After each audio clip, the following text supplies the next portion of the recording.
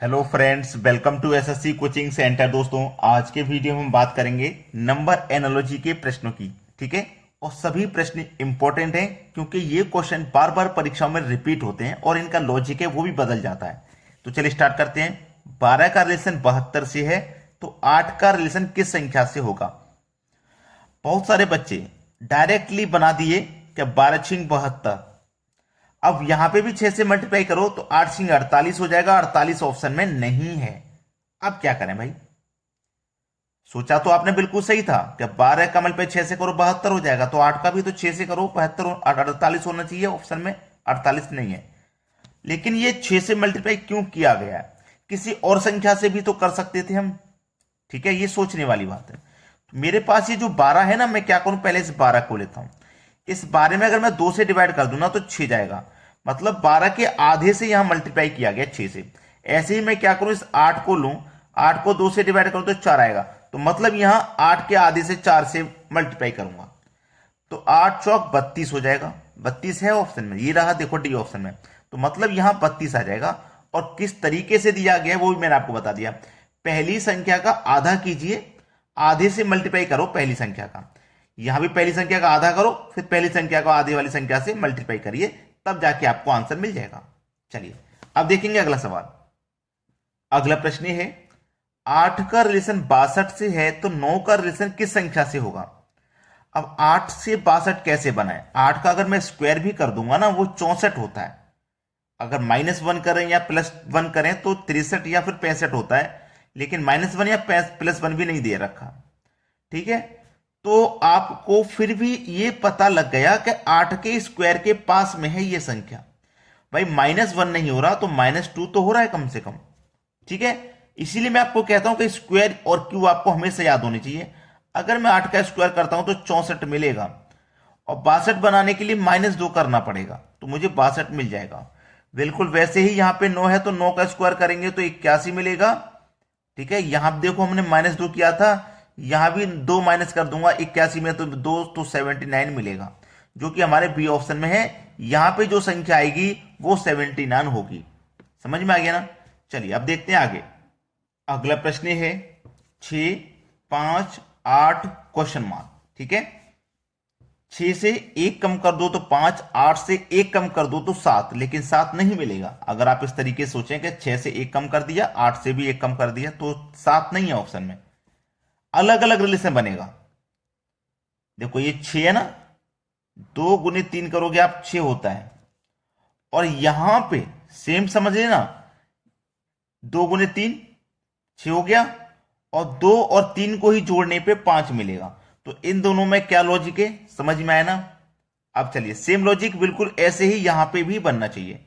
अगर मैं 2 गुने 4 करूंगा तो 8 बनेगा, और ये 2 और 4 को ही जोड़ना है। जैसे 2 गुने 3 किया ना, 2 प्लस 3 किया, 2 गुने 4 किया तो 2 प्लस 4 करूंगा मैं।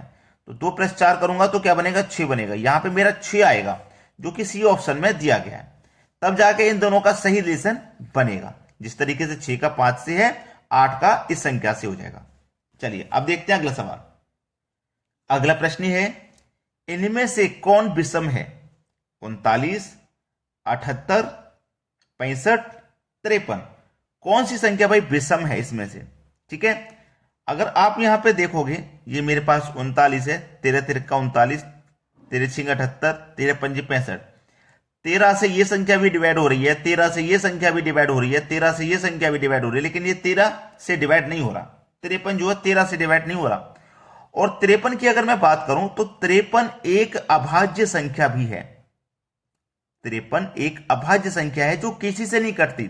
या तो स्वयं 53 से कटेगी या 1 से काट सकते हो, वरना किसी बीच में संख्या से नहीं कट रही है। जैसे हमने ये 13 से काट लिया, 3 से भी कटेगा।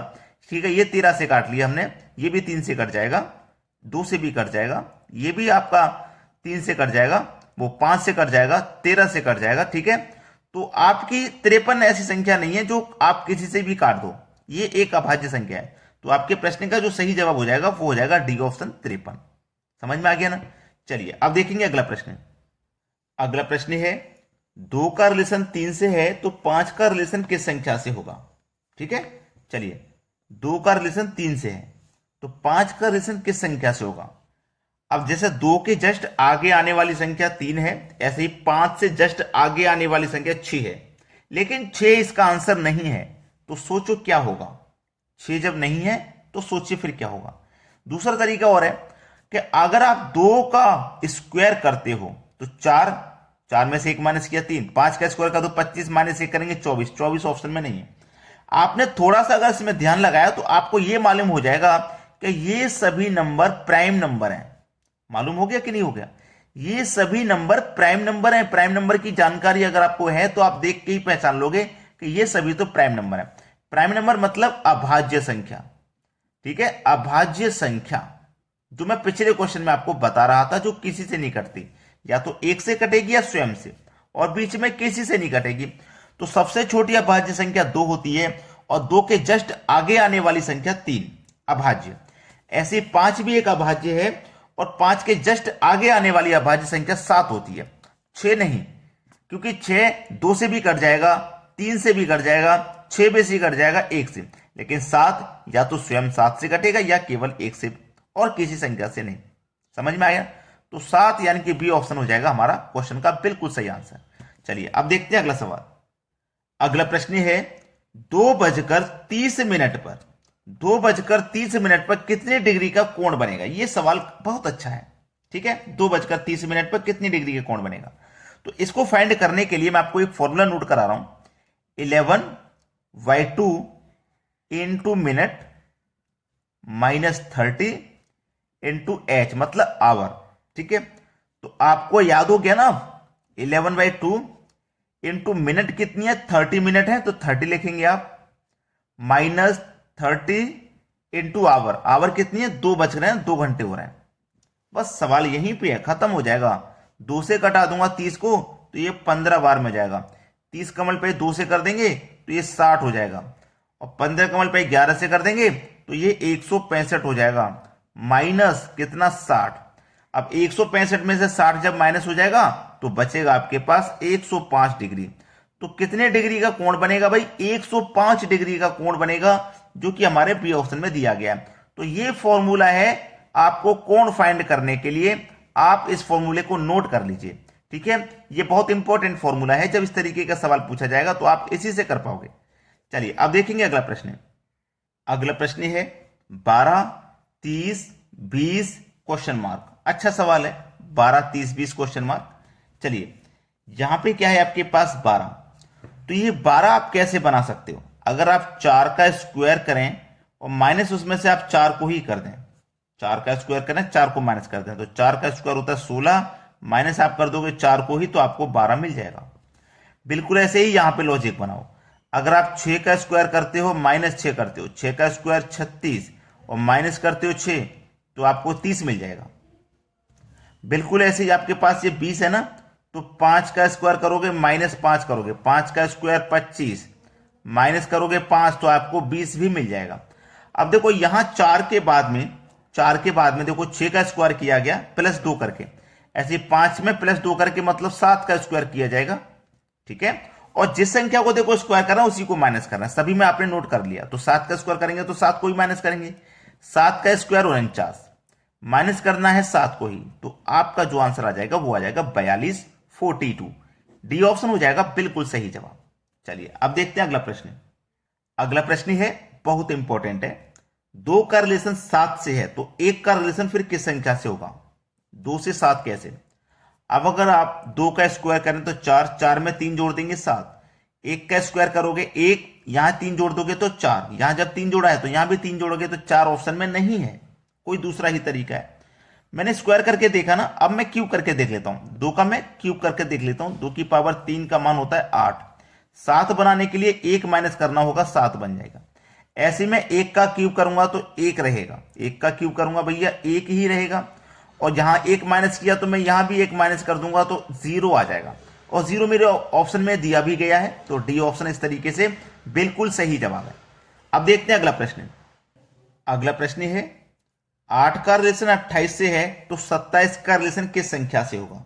ठीक है, 8 से 28 आप कैसे बना सकते हो? ध्यान रखना मेरी बात को, कि ये जो मेरा 8 है ये 2 की पावर 3 होता है, ये बात तो आप सब जानते हैं, लेकिन ये जो 28 है ये 3 की पावर 3 और +1 होता है। ठीक है, अब बिल्कुल ऐसे ही अगर आप यहां पे देखोगे तो ये क्या है, 3 का क्यूब। मतलब पहले मेरे पास 2 का क्यूब था, अब 3 का क्यूब है। 2 के क्यूब के बाद में क्या है, 3 का क्यूब +1, मतलब 2 से अगली संख्या का क्यूब किया और उसमें 1 जोड़ा। बिल्कुल ऐसे ही 3 के अगली संख्या का क्यूब करेंगे और 1 जोड़ेंगे, यानी कि 4 का क्यूब करेंगे और 1 जोड़ेंगे। तो 4 का क्यूब होता है भैया 64, जोड़ देंगे 1, आंसर मिल जाएगा 65। डी ऑप्शन बिल्कुल सही है आपका। अब देखते हैं अगला सवाल। अगला सवाल है, यदि a के बटे में 9 बराबर b के बटे में 11 बराबर c के बटे में 13 है तो a plus b minus c divided by b का मान क्या है। चलिए, अब हमको सभी का मान दिया गया है। a का मान है 9, b का मान है 11, c का मान है 13, तो इसमें रख दीजिए a plus b minus c divided by b में रख देना।